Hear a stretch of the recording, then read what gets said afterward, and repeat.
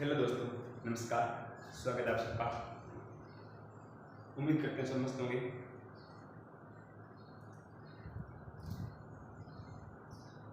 तो हमारा टॉपिक चल रहा वो था मेवाड़ का इतिहास, जिसमें आज हम पढ़ेंगे महाराणा सांगा।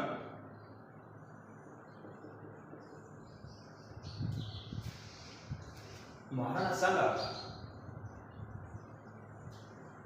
जिनका शासनकाल था वो था 1209 से 1228 तक। ये थे महाराणा सांगा का शासनकाल। महाराणा सांगा रायमल के पुत्र थे। इनका जन्म हुआ था 12 अप्रैल 1482 को। महाराणा सांगा थे सांगा जो थे वो थे 3 भाई थे। कितने भाई थे? 3। एक का नाम था पृथ्वी सिंह, अर्थात रायमल के 3 पुत्र थे। सबसे बड़ा था वो था पृथ्वी सिंह।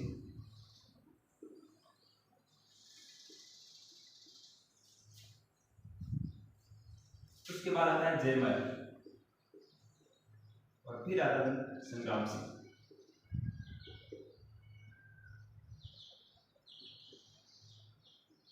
अर्थात सांगा। महाराणा सांगा थे वो थे सबसे छोटे थे। तीनों भाइयों में सबसे छोटे थे वो थे महाराणा सांगा। छोटे होने के कारण ये मेवाड़ के उत्तराधिकारी नहीं बन पाए थे, क्योंकि यहाँ पता थी वो थी कि राजा का बड़ा बेटा ही राजा बनेगा, और अर्थात बड़ा बेटा कौन था? पृथ्वी सिंह। लेकिन ये दोनों अयोग्य थे, अर्थात एक कुशल राजा के लायक नहीं थे। कुशल राजा योग्य नहीं थे, ये दोनों अयोग्य होने के कारण संग्राम सिंह राजा बने। लेकिन इसलिए तीनों के मध्य युद्ध हो गया था, मतलब ग्रह क्लेश, जिसमें सांगा को एक बार अजमेर में शरण लेनी पड़ी थी इन दोनों से भाग कर, और अजमेर में की रक्षा की थी। उनका नाम था करमचंद पवार।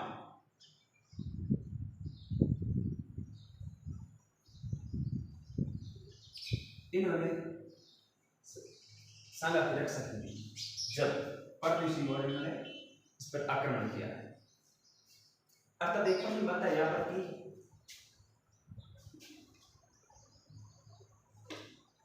सांगा के बचपन में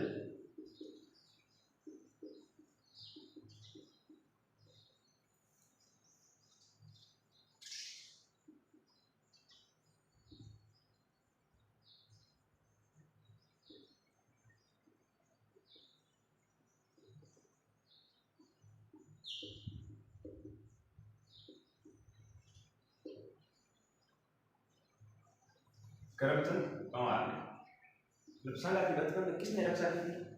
करमचंद पवार ने। सांगा यहाँ से भाग अजमेर चले गए थे, करमचंद पवार ने उनकी रक्षा की थी। उसके पश्चात पृथ्वी सिंह और इनकी मृत्यु हो गई। इनकी मृत्यु के बाद महाराणा सांगा मेवाड़ के थे वो राणा बने थे 24 मई 1509। कब राजा बने थे? 24 मई 1509 को। 1509 में रायमल की मृत्यु हो जाती है। उसके बाद इनको राजा बना दिया जाता है। जब ये राजा बने थे तब मेवाड़ की स्थिति बहुत ही खराब थी।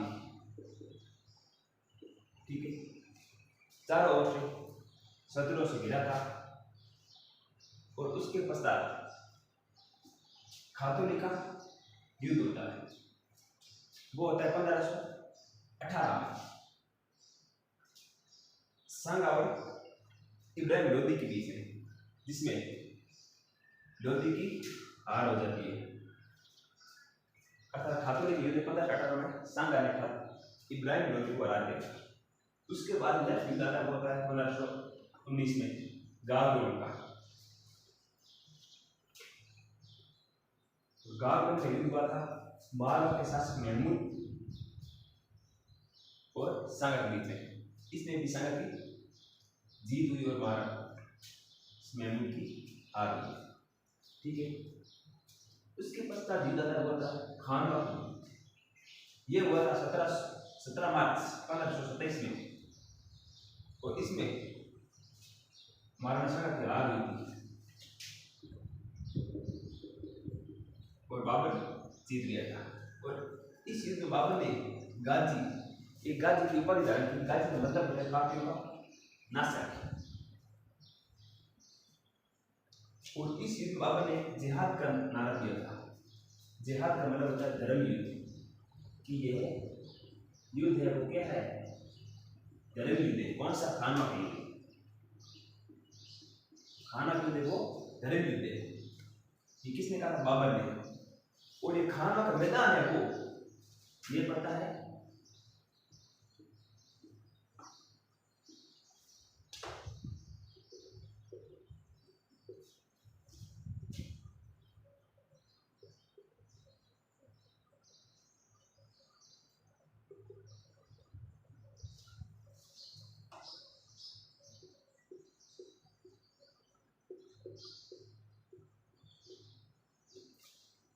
कहाँ पड़ता है? रूपवास तहसील भरतपुर के अंदर। खानवा का मैदान है ये पड़ता है भरतपुर के अंदर।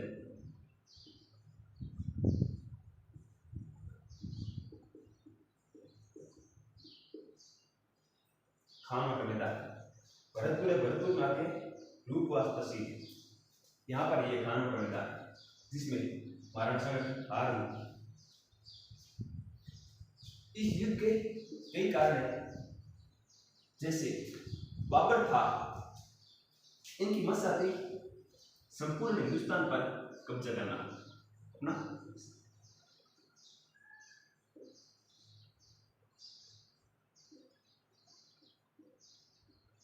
हिंदुस्तान पर अपना राज करना, ये इनकी मस्सा थी। और इधर संघ की हिंसा थी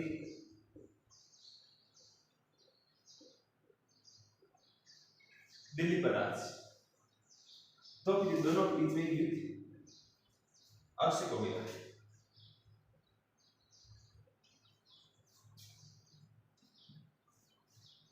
और इस युद्ध में बाबर की हार नहीं जीत हो जाती है। पर इस युद्ध से पहले संघ ने संपूर्ण राजपूताना के राजा को एकत्रित किया था। किसके लिए? बाबर के खिलाफ। अंतिम बार संघ के नेतृत्व में संपूर्ण राजपूताना के राजा राजपूत राजा एकत्रित हुए और इनके बाबर के खिलाफ लड़े। और इन सबका सेनापति क्या हुआ था? सांगा।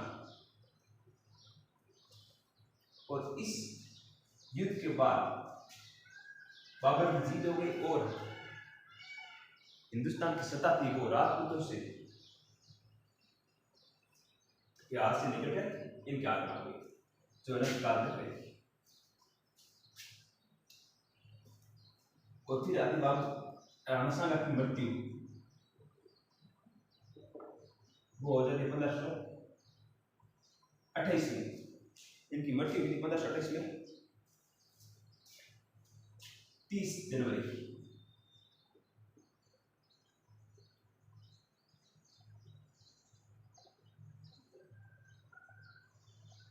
कारगिल नामक स्थान पर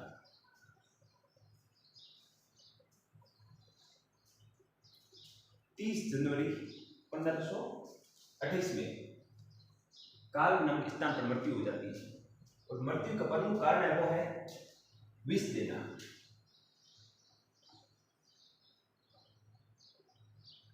राणा सांगा को विष दे दिया गया था। इसके पीछे अनेक कारण कहते हैं। एक मत यह है कि राणा सांगा को विष दिया था बहुत शत्रुओं द्वारा, लेकिन कुछ लोग ये कहते हैं इनके साथ में रहने वाले सरदारों ने इनको विष दे दिया,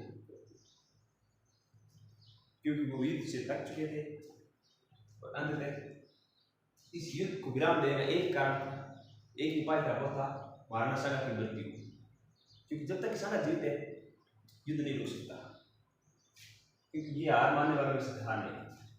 तो फिर एक उपाय था। राणा सांगा के शरीर पर 80 घाव थे।